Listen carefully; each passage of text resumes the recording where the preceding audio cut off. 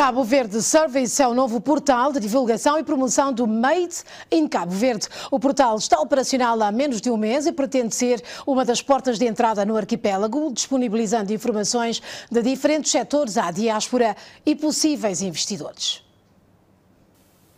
Informações cultural, turística e empresarial, bens, serviços e produtos estão disponíveis no portal Cabo Verde Service.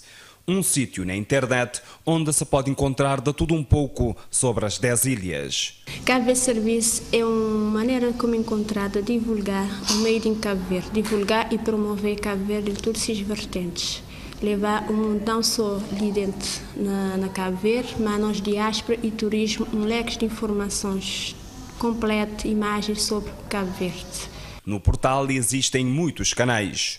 Um guia turístico de todas as ilhas e espaços com áreas de investimentos. Para nós diásporas, já que precisa ter informações, por exemplo, sobre câmaras municipais, que têm muita burocracia para resolver relacionado com a Câmara, normalmente tens que receber sites de Câmara de cabeças, tem que pesquisar. Então já havia Cabo Verde Serviços de entrar diretamente no site de qualquer das câmaras de Cabo Verde, que esta tem acesso a todas as informações e traz dúvida em relação àquilo do que quer saber.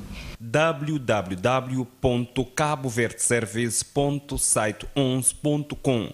O Site 11 é uma homenagem à diáspora cabo-verdiana, na referência à 11ª ilha. Natália Delgado concluiu a formação em Estatística e Matemática Aplicada em 2008 e depois de 2 anos a procurar emprego, resolveu abraçar o projeto. Quase 3 anos depois, cria o autoemprego e abre a possibilidade de empregar outros jovens no novo portal de divulgação e promoção do Made in Cabo Verde.